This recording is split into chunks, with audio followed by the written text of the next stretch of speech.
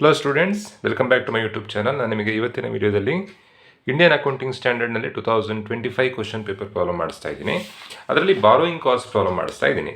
So 5 ಮಾರ್ಕ್ಸ್ಗೆ ಕೇಳಿರುವಂಥ problem simple problem.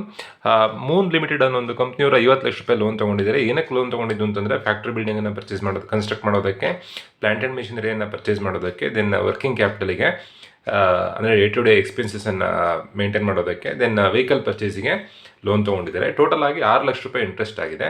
ನೀವು ಇದನ್ನು as per Indian accounting standard 23 ಪ್ರಕಾರ ಲೋನನ್ನು ಹೇಗೆ ಇಂಟ್ರೆಸ್ಟ್ ಆನ್ ಲೋನನ್ನು ಹೇಗೆ ರೆಕಾರ್ಡ್ ಮಾಡ್ತೀರಾ ಅಂತ ಕೇಳಿದ್ದಾರೆ. ಸೊ ಪ್ರಾಬ್ಲಮ್ ಮಾಡೋದಕ್ಕಿಂತ ಮುಂಚೆ ಒಂದು ಕ್ವಶನಲ್ಲಿ ಕೊಟ್ಟಿರೋದು ಇಂಡಿಯನ್ ಅಕೌಂಟಿಂಗ್ ಸ್ಟ್ಯಾಂಡರ್ಡ್ 23 ಅಂದರೆ ಬಾರೋಯಿಂಗ್ ಕಾಸ್ಟ್ ಪ್ರಾಬ್ಲಮ್ ಕೊಟ್ಟಿದ್ದಾರೆ. ಸೊ ಕೆಲವೊಂದು ಅಸೆಟ್ಸ್ಗಳು ಕ್ವಾಲಿಫೈ ಆಗಲ್ಲ. ಯಾವುದೋ ಅನ್ನೋದನ್ನು ಫಸ್ಟ್ ಹೇಳ್ಕೊಂಡು ಮತ್ತೆ ಪ್ರಾಬ್ಲಮ್ ಮಾಡಿಸ್ತೀನಿ. ಕ್ವಾಲಿಫೈ ಆಗದೇ ಇರುವಂಥ ಅಸೆಟ್ಸ್ ಯಾವುದು ಅಂತಂದರೆ ಬಾರೋಯಿಂಗ್ ಕಾಸ್ಟ್ ಕ್ಯಾಲ್ಕುಲೇಷನ್ ಮಾಡಬೇಕಾದ್ರೆ financial assets, working capital, purchase of vehicle, purchase of readymade equipment, inventory. So ಇವಿಷ್ಟು ಅಸೆಟ್ಗಳು ಕ್ವಾಲಿಫೈ ಆಗದೇ ಇರುವಂಥ ಅಸೆಟ್. ಸೊ ಇವಿಷ್ಟನ್ನು ನೀವು ಚೆನ್ನಾಗಿ ನೆನ್ಪಿಟ್ಕೊಳ್ಬೇಕು. ಯಾವ್ದು financial assets, working capital, purchase of vehicle, purchase of readymade equipment, inventory. So ಈಗ ಈ ಪ್ರಾಬ್ಲಮ್ನಲ್ಲಿ ಕ್ವಾಲಿಫೈ ಆಗದೇ ಇರುವಂಥ ಅಸೆಟ್ಸ್ ಯಾವ್ದು? Construction of factory building qualify ಆಗುತ್ತೆ, purchase of plant and machinery qualify ಆಗುತ್ತೆ, ವರ್ಕಿಂಗ್ ಕ್ಯಾಪಿಟಲ್ ಕ್ವಾಲಿಫೈ ಆಗೋದಿಲ್ಲ, ದೆನ್ ಪರ್ಚೇಸ್ ಆಫ್ ವೆಹಿಕಲ್ ಕೊಟ್ಟಿದ್ದಾರೆ, ಇದು ಕೂಡ ಕ್ವಾಲಿಫೈ ಆಗಲ್ಲ. ಸೊ ಇದನ್ನು 4 ಸ್ಟೆಪ್ಪಲ್ಲಿ ಮಾಡಬೇಕು, ಈಸಿ ಇದೆ. ಫಸ್ಟ್ ಸ್ಟೆಪ್ಪಲ್ಲಿ ಐಡೆಂಟಿಫೈಯಿಂಗ್ ದ ಕ್ವಾಲಿಫೈಯಿಂಗ್ ಅಸೆಟ್ಸ್, ಯಾವ್ದು ಕ್ವಾಲಿಫೈ ಆಗುತ್ತೆ, ಯಾವ್ದು ಕ್ವಾಲಿಫೈ ಆಗಲ್ಲ ಅಂತ ಬರ್ಕೊಳ್ಳೋದು. ಸೊ ಈಗ ಕ್ವಾಲಿಫೈಯಿಂಗ್ ಅಸೆಟ್ಸ್,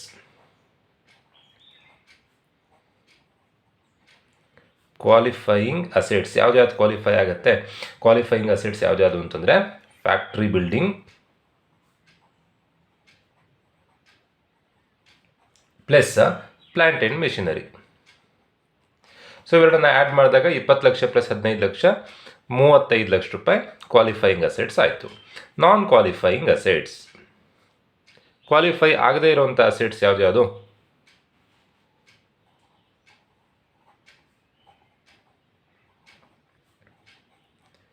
ಇನ್ನು ಉಳಿದಿರೋದೆಲ್ಲ ನಾನ್ ಕ್ವಾಲಿಫೈಯಿಂಗ್ ಅಸೆಟ್ಸ್. ಯಾವ್ದು ಉಳಿತು?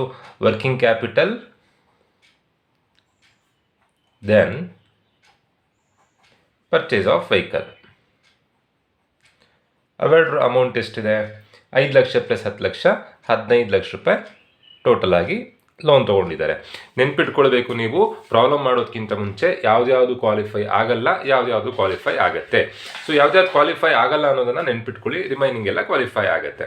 ಸೊ ಈ ಪ್ರಾಬ್ಲಮ್ನಲ್ಲಿ ಬಿಲ್ಡಿಂಗ್ ಮತ್ತು ಪ್ಲಾಂಟ್ ಆ್ಯಂಡ್ ಮಿಷನರಿ ಕ್ವಾಲಿಫೈ ಆಗುತ್ತೆ, ವರ್ಕಿಂಗ್ ಕ್ಯಾಪಿಟಲ್ ಮತ್ತು ವೆಹಿಕಲ್ಲು ಕ್ವಾಲಿಫೈ ಆಗಲ್ಲ. ಟೋಟಲ್ ಆಗಿ ಲೋನ್ ತೊಗೊಂಡಿದ್ದು 50 ಲಕ್ಷ. 50 ಲಕ್ಷದಲ್ಲಿ 35 ಲಕ್ಷ ಕ್ವಾಲಿಫೈ ಆಗುತ್ತೆ, 15 ಲಕ್ಷ ಕ್ವಾಲಿಫೈ ಆಗಲ್ಲ. Next step calculation of interest rate. Very simple step. Interest rate ಹೇಗೆ ಫೈಂಡ್ ಔಟ್ ಮಾಡೋದು ಅಂತಂದರೆ interest amount divided by loan amount into 100. So ಈ ಪ್ರಾಬ್ಲಮ್ನಲ್ಲಿ ಇಂಟ್ರೆಸ್ಟ್ ಅಮೌಂಟ್ ಅವರೇ ಕ್ವಶನಲ್ಲಿ ಕೊಟ್ಟಿದ್ದಾರೆ. ಇಂಟ್ರೆಸ್ಟ್ ಅಮೌಂಟ್ 6 ಲ್ಯಾಕ್ ಇದೆ. 6 lakh divided by loan amount. Loan ತೊಗೊಂಡಿರೋದು ಎಷ್ಟು? ಲೋನ್ ತೊಗೊಂಡಿರೋದು 50 lakh. 6 lakh divided by 50 lakh into 100. ಆವಾಗ ಪರ್ಸೆಂಟೇಜ್ ಸಿಗುತ್ತೆ ನಮಗೆ. 6 lakh divided by 50 lakh into 100. ಬರೋ ಆನ್ಸರ್ 12 ಬರುತ್ತೆ.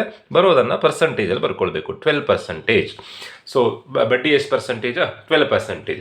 Interest eligible for capitalisation. Interest eligible for capitalisation ಅಂತಂದರೆ ಟೋಟಲ್ ಆಗಿ 6 ಲಕ್ಷ ರೂಪಾಯಿ ಬಡ್ಡಿ ಕಟ್ತಾ ಇದ್ದಾರೆ. ಬಟ್ ಬಾರೋಯಿಂಗ್ ಕಾಸ್ಟ್ ಪ್ರಕಾರ ಯಾವ್ದು ಎಲಿಜಿಬಲ್ ಆಗುತ್ತೆ ಅದನ್ನು ಮಾತ್ರ ಇಲ್ಲಿಗೆ ಬರೀಬೇಕು ನೀವು. ಇಲ್ಲಿ ಇಂಟ್ರೆಸ್ಟ್ ಎಲಿಜಿಬಲ್ ಫಾರ್ ಕ್ಯಾಪಿಟಲೈಸೇಷನ್ ಅಂತಂದರೆ ನಾವು ಫೈಂಡ್ ಔಟ್ ಮಾಡ್ಕೊಂಡಿರೋಂಥ interest rate 12%. Qualifying assets amount ಎಷ್ಟಿದೆ?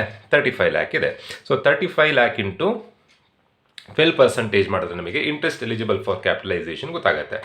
35 ಲ್ಯಾಕ್ ಇಂಟು 12%. ಆನ್ಸರ್ 4,20,000 ಆಗುತ್ತೆ. Last step amount to expenses. ಅಂದರೆ ಈಗ ಟೋಟಲ್ ಆಗಿ 6 ಲಕ್ಷ ರೂಪಾಯಿ ಇಂಟ್ರೆಸ್ಟ್ ಇದೆ. ಆ 6 ಲಕ್ಷ ರೂಪಾಯಿ ಇಂಟ್ರೆಸ್ಟನ್ನು ನೀವು ಹೇಗೆ ರೆಕಾರ್ಡ್ ಮಾಡ್ತೀರಾ ಅನ್ನೋದನ್ನು ಸ್ಟೆಪ್ 4ಅಲ್ಲಿ ನೀವು ಬರೀಬೇಕಾಗತ್ತೆ. ಸೊ ಟೋಟಲ್ ಇಂಟ್ರೆಸ್ಟ್ ಎಷ್ಟಿದೆ? ಟೋಟಲ್ ಇಂಟ್ರೆಸ್ಟ್ 6 ಲ್ಯಾಕ್ ಇದೆ. ಆ ಟೋಟಲ್ ಇಂಟ್ರೆಸ್ಟ್ನಲ್ಲಿ ಇಂಟ್ರೆಸ್ಟ್ ಎಲಿಜಿಬಲ್ ಫಾರ್ ಕ್ಯಾಪಿಟಲೈಸೇಷನ್ ಎಷ್ಟಿದೆ? ಇಂಟ್ರೆಸ್ಟ್ ಎಲಿಜಿಬಲ್ ಫಾರ್ ಕ್ಯಾಪಿಟಲೈಸೇಷನ್ 4,20,000 ಇದೆ. 4,20,000 ಮಾತ್ರ ಎಲಿಜಿಬಲ್ ಆಗೋದು. ಸೊ ರಿಮೈನಿಂಗ್ ಅಮೌಂಟ್ ಏನಿದೆಯೋ ಅದನ್ನು ನೀವು ಪ್ರಾಫಿಟ್ ಆ್ಯಂಡ್ ಲಾಸ್ ಅಕೌಂಟ್ನಲ್ಲಿ ತೋರಿಸ್ಬೇಕಾಗತ್ತೆ. Balance to profit and loss account 1,80,000 ರೂಪಾಯಿನ ನೀವು ಪ್ರಾಫಿಟ್ ಆ್ಯಂಡ್ ಲಾಸ್ ಅಕೌಂಟ್ನಲ್ಲಿ ಡೆಬಿಟ್ ಸೈಡ್ನಲ್ಲಿ ಎಕ್ಸ್ಪೆನ್ಸಸ್ ಅಂತ ತೋರಿಸ್ಬೇಕಾಗತ್ತೆ. ಅಮೌಂಟು ಎಕ್ಸ್ಪೆನ್ಸಸ್ ಕ್ವಶನಲ್ಲಿ ಏನು ಕೊಟ್ಟಿದ್ರು ಅಂತಂದರೆ 6 ಲಕ್ಷ ರೂಪಾಯಿ ಇಂಟ್ರೆಸ್ಟ್ ಇದೆ. ಆ 6 ಲಕ್ಷ ರೂಪಾಯಿ ಇಂಟ್ರೆಸ್ಟನ್ನು ನೀವು ಹೇಗೆ ರೆಕಾರ್ಡ್ ಮಾಡ್ತೀರಾ?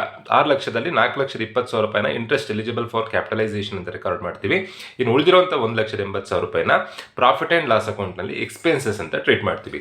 Simple problem. ಫಸ್ಟು ಯಾವ್ದಾವುದು ಕ್ವಾಲಿಫೈ ಆಗುತ್ತೆ, ಯಾವ್ದಾವ್ದು ಕ್ವಾಲಿಫೈ ಆಗೋದಿಲ್ಲ ಅನ್ನೋದನ್ನು ರೆಕಾರ್ಡ್ ಬರ್ಕೊಳ್ಬೇಕು. ದೆನ್ ಇಂಟ್ರೆಸ್ಟ್ ರೇಟನ್ನು ಫೈಂಡ್ ಔಟ್ ಮಾಡಬೇಕು. ದೆನ್ ಕ್ವಾಲಿಫೈಯಿಂಗ್ ಅಮೌಂಟಿಗೆ ಎಷ್ಟು ಇಂಟ್ರೆಸ್ಟ್ ಆಗುತ್ತೆ ಅನ್ನೋದನ್ನು ಫೈಂಡ್ ಔಟ್ ಮಾಡಬೇಕು. ದೆನ್ ಟೋಟಲ್ ಇಂಟ್ರೆಸ್ಟ್ನಲ್ಲಿ interest eligible for capitalisation deduct ಮಾಡಿದ್ರೆ ನಮಗೆ ಪ್ರಾಫಿಟ್ ಆ್ಯಂಡ್ ಲಾಸ್ ಅಕೌಂಟ್ನಲ್ಲಿ ಎಷ್ಟು ಉಳಿಯುತ್ತೆ ಅನ್ನೋದು ನಮಗೆ ಗೊತ್ತಾಗುತ್ತೆ. ಪ್ರಾಫಿಟ್ ಆ್ಯಂಡ್ ಲಾಸ್ ಅಕೌಂಟ್ನಲ್ಲಿ ಎಷ್ಟು ಬರೀಬೇಕು ಅಂತ ಗೊತ್ತಾಗುತ್ತೆ. ಈ ಥರದ ಪ್ರಾಬ್ಲಮನ್ನು 5 ಮಾರ್ಕ್ಸಿಗೆ ಕೇಳ್ತಾರೆ. ಹೋಪ್ ಎಲ್ರಿಗೂ ವಿಡಿಯೋ ಅರ್ಥ ಆಗಿದೆ ಅಂತ ಅನ್ಕೊಳ್ತಾ ವಿಡಿಯೋ ಮುಗಿಸ್ತಾ ಇದ್ದೀನಿ. Thank you.